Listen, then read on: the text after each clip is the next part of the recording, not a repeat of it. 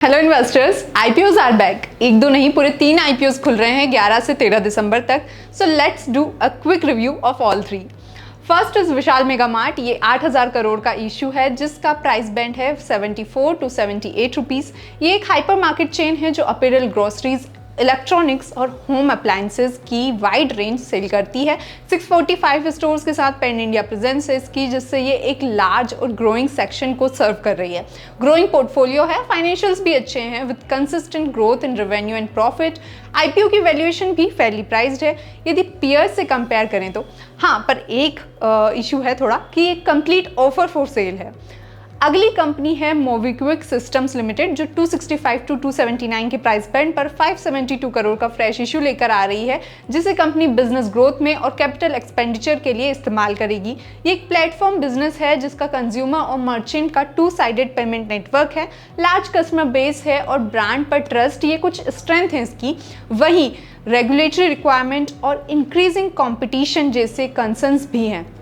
Coming to financial performance, revenue में तो एक कंसिस्टेंट ग्रोथ देखने को मिली है, पर FY 22 और 23 में इसमें प्रॉफिट में नहीं थी कंपनी, लॉस देखने को मिला। और FY 24 में ये प्रॉफिट में आई है, बट अगेन करंट ईयर के फर्स्ट क्वार्टर में ये फिर से लॉस में रही है। साथ ही वैल्यूएशन भी हाई है इसकी। Lastly we have Sai life sciences limited. ये 3042 करोड़ का आईपीओ है जिसमें 950 करोड़ का फ्रेश इशू और 2092 करोड़ का ओएफएस है। आईपीओ के फंड से कंपनी डेट पे करेगी।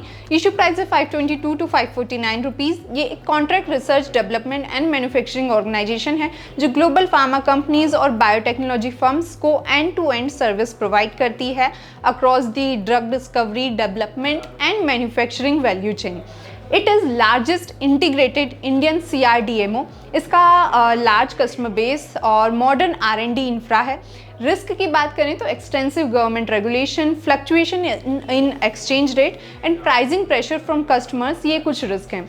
फाइनेंशियल परफॉर्मेंस पॉजिटिव है। प्रॉफिट में तो एक शार्प राइज आया है रिसेंटली, पर वैल्यूएशन की बात करें तो ओवर वैल्यूड है ये आईपीओ।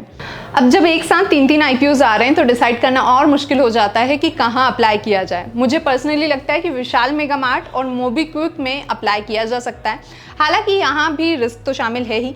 18 दिसंबर को ये तीनों आईपीओ लिस्ट होंगे तो देखना होगा कि कौन सा आईपीओ सबसे अच्छा परफॉर्म करता है। बट फॉर नाउ आप कमेंट करके बता सकते हैं कि आप किस आईपीओ को क्या रैंक देंगे। Thank you.